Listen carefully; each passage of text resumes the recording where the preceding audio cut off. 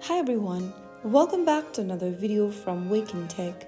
Today in this guide, I will walk you through a step-by-step process on how to turn off notifications on Amazon Shopping application. First of all, launch open the Amazon Shopping application on your device, whether you are using Android or iOS.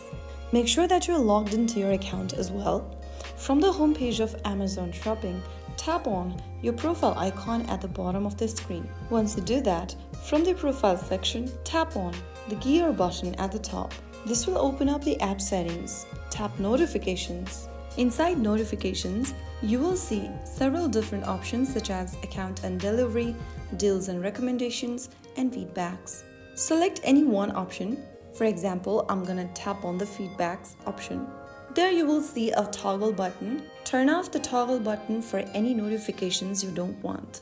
You can repeat this step for every other area out there. For example, under account and delivery, if you don't want to get notified about account security, payments, and order, you can toggle off the button right next to accounts. Similarly, you can also turn off any other notifications such as shipping and delivery, Alexa-enabled orders, and so on.